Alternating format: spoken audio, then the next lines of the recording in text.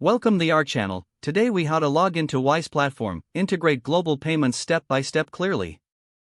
Begin by opening your web browser. In the address bar, type in the URL for the Wise platform. Press the enter key to navigate to the website. Once the page loads, locate the login button at the top right corner. Click on the login button to proceed. You will be directed to the login page. Here, enter your registered email address in the first field. Next, type in your password in the second field. If you prefer, you can check the Remember Me option for easier future access. Once all details are entered, click the Login button to access your account. If you have enabled two-factor authentication, you'll receive a verification code. Check your email or authentication app for the code. Enter the code in the provided field and click Verify. After successful verification, you will be redirected to your Wise dashboard. From here, you can start integrating global payments. Explore the features available to efficiently manage your transactions.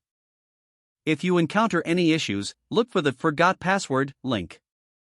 Follow the prompts to reset your password if necessary. Once logged in, ensure your account settings are updated for security.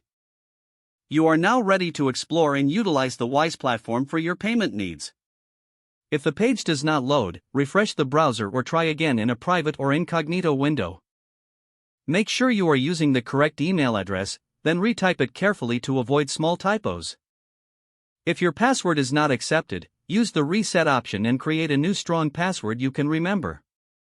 Check your spam folder for verification or security emails, then complete any requested confirmation steps.